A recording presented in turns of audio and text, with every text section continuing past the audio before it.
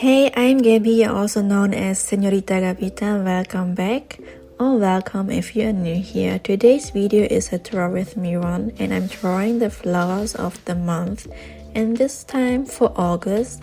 And the flower of August are the poppy and the gladiolus. And I also want to include in this video a storytelling about the history, symbolism and meaning of those flowers, but also I want to answer some questions that I got in my last video. And the question that I got in my last draw with me video was how I get out of art slumps or burnouts, or how I find my inspiration for my drawings. And thank you so much for leaving this question. I am very happy that you are interested to hear my view about this. And if you have another topic that you want to discuss in my next video, feel free to comment down below. I will write them down in my to-do list and will use them for my next draw with me video. Yes, how do I overcome an art slump or an burnout? It's a very good question because in the past I struggled a lot with burnout because I study graphic design, and there I had to do under pressure a lot of art pieces and illustration for my work. And I also work a time in a advertisement agency where I also had to draw a lot or make illustration for the advertisements that we had commissioned from our clients. At the time I also stopped drawing at all in my private time because of all the stress that I had at the time, and also my inspiration was totally off. I didn't have any.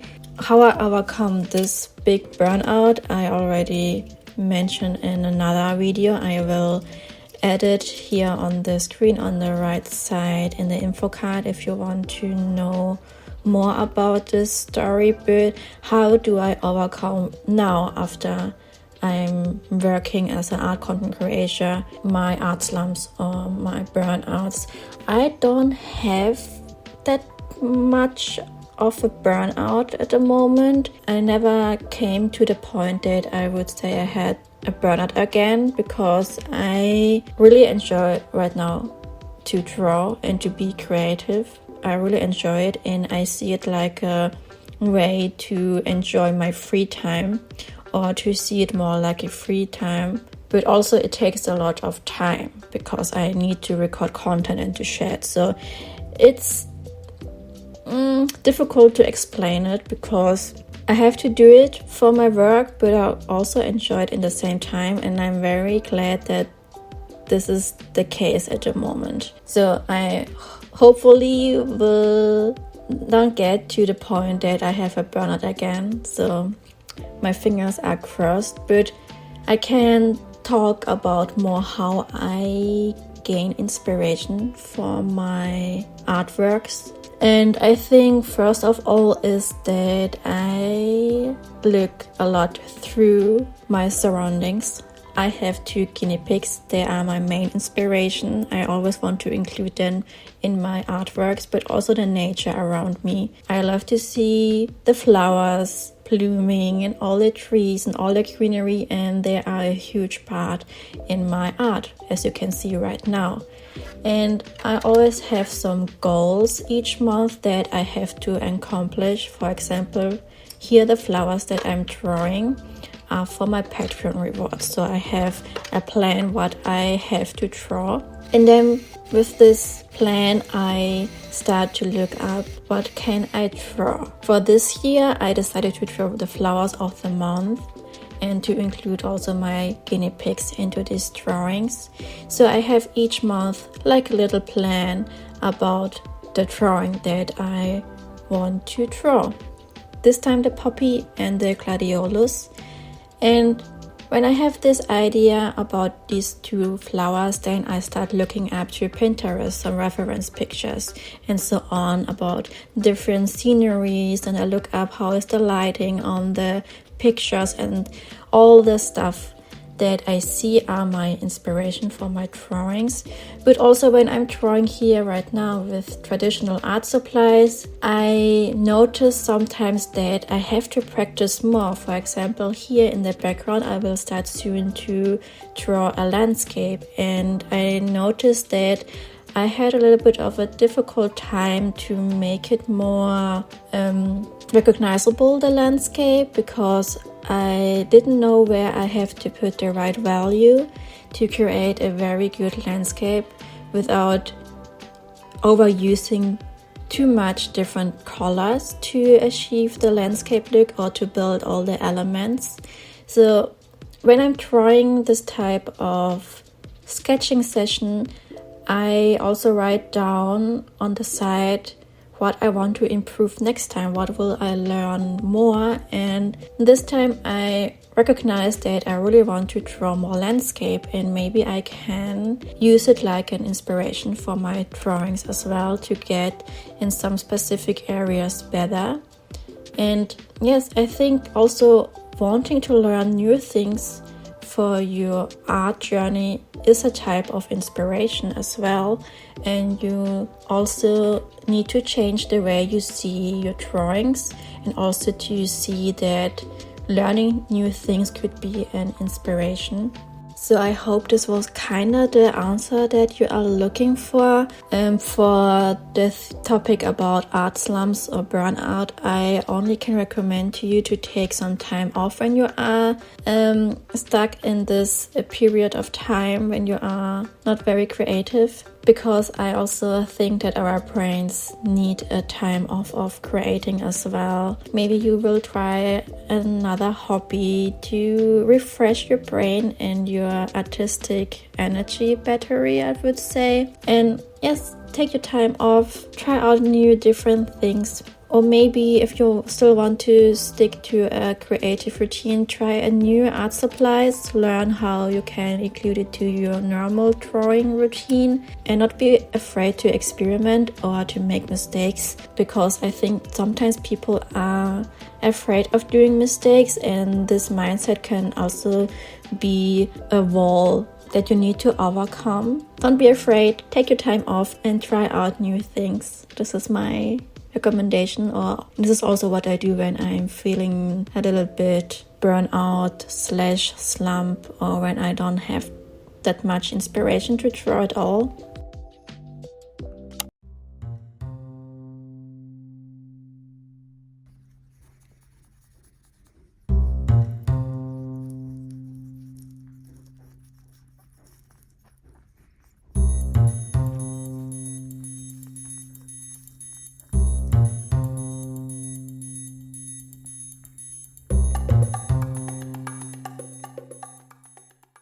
So, but now I also want to talk a little bit about the drawing.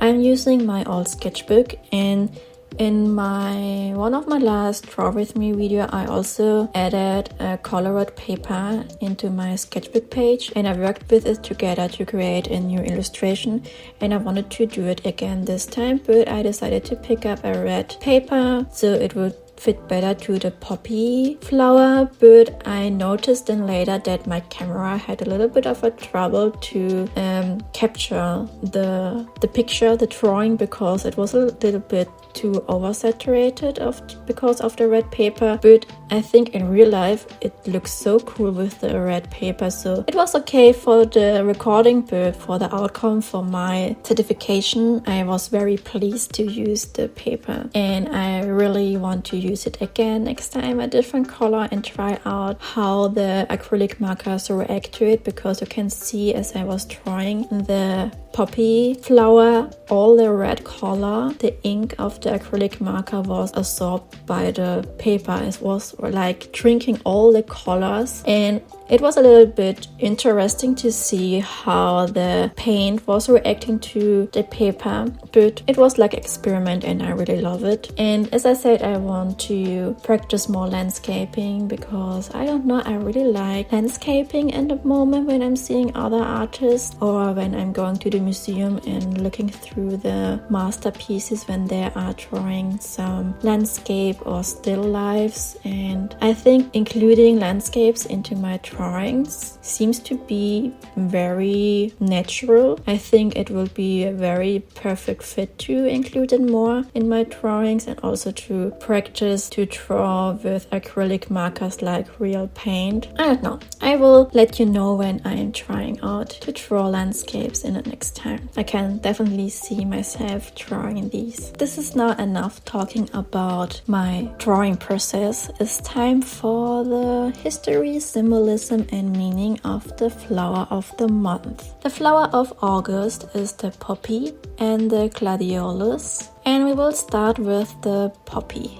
Poppies are amazing flowers that come in vibrant colors like red, orange, pink, white and even purple. I was very surprised because I only have in mind the red poppy flower and I never saw a purple one or even a pink one. But yes, I was very surprised to read this. And the poppies, they have a delicate peppery petals and a dark center that makes them really stand out. Poppies bloom in the late spring to early summer, adding a splash of color to fields and meadows. You can find poppy fields, meadows and along roadside all over the world, from Europe to Asia and North America. They are so vibrant and colorful, especially in places like England and France, where they make the countryside look even more beautiful. In Asia, people grow poppies for the seeds, which are great for cooking and baking. And in North America, you will often see poppies in gardens and parks, adding a splash of charm and color to the landscape. Poppies have been cultivated for their beauty and health properties since ancient times. In Greek and Roman mythology, poppies were associated with the goddess of agriculture, Demeter, and were often used in religious rituals. The opium poppy in particular has a long history of use for its narcotic properties, with evidence of its cultivation dating back to ancient Mesopotamia. There are over 17 different species of poppies. Each species had its own unique characteristic and is prized for its beauty. Poppies have been depicted in art for centuries. They can be found in paintings by artists such as Vincent van Gogh or Claude Monet. In many countries, including the United States, the United Kingdom and Canada, Poppy Day on November 11th is observed as a day to remember and honor veterans. It's often marked by the rearing of artificial poppies as a symbol of remembrance. Now to the meaning and symbolism of poppy. Poppies are rich in meaning and symbolism, representing a range of emotion and concepts. Here are some key aspects of the symbolism. Remembrance and memorial. Poppies are often associated with remembrance and memorial, particularly for soldiers who have died in war. The symbolism originated from the poppies that bloomed in Flanders fields during the First World War, as described in the poem In Flanders Fields by John McCree.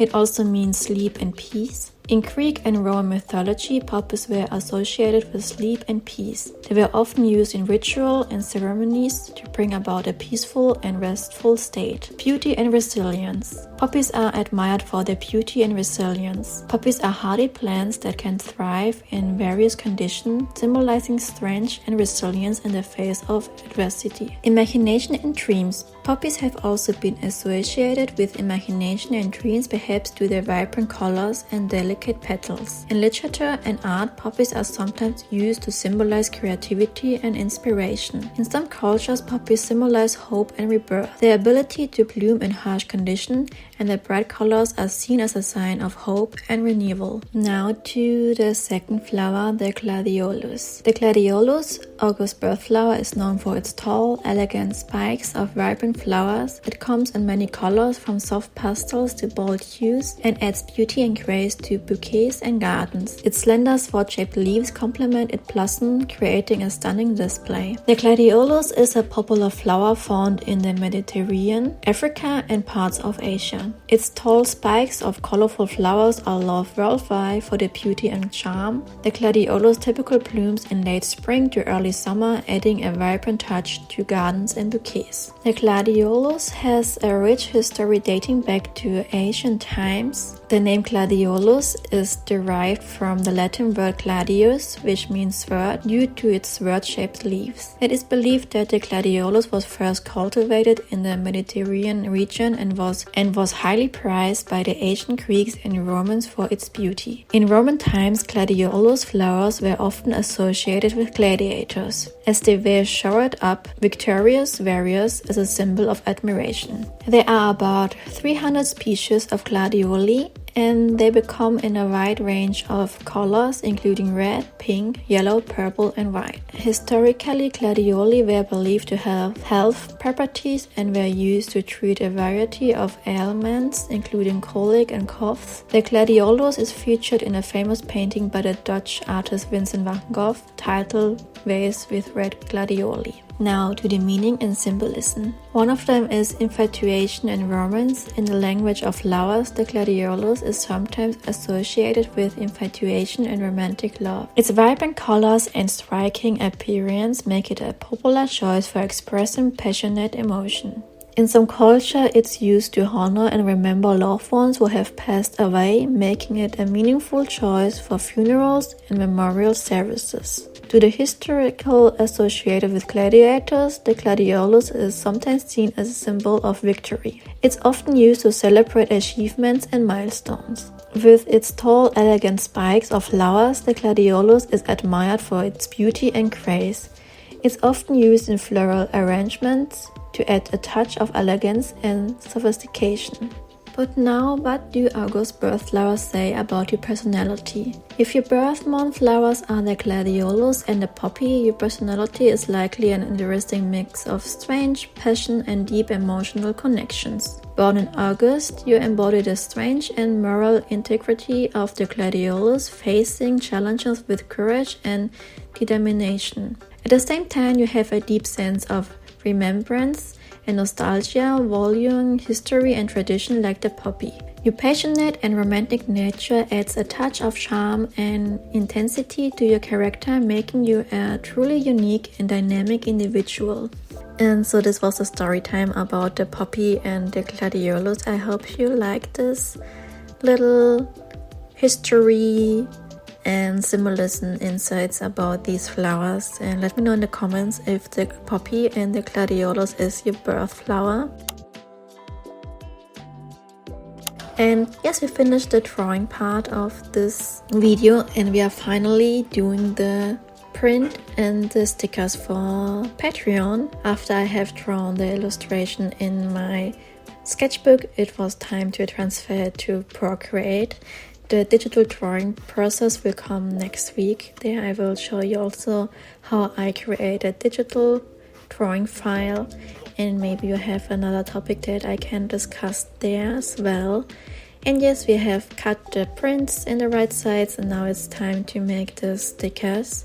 I really love to make stickers. It's very, comforting after I have finally figured out how the Cricut works and what things I have to keep an eye on. Yes, I also wanted to say that I'm doing a little shop update. It's already live on Etsy and on my store. I have a few stickers and prints related to summer, so I really wanted to share them because it would fit very perfectly to the season right now. And you can see it right now. Here's some insight what you can get in the shop update. Feel free to take a look through my shop. I also have a discount code for all my Patreon members, also including all the free members will also get access to the discount code. So if you want to have some new stickers and art prints for your home, you can grab the discount code and also use it. And yes, if you also like the sticker and the print of this month for August, you can join my Patreon and join the tier of your choice to receive your goodies. Feel free. With your support there on Patreon, you are supporting this channel so I can still make YouTube videos for you and support my artist journey as well. I'm very grateful for each one of you and also that you watched my video. Thank you so much for your support. And yes, this is all what I have to say about today's video. If you like this video, don't forget to leave a thumb up, to subscribe, and maybe also to hype this video. It's a new feature here on YouTube to boost some videos. It is very helpful. And also don't forget to push the notification bell so you don't miss any new videos from me. And until the next video, stay creative, and then I will see you there. Bye bye.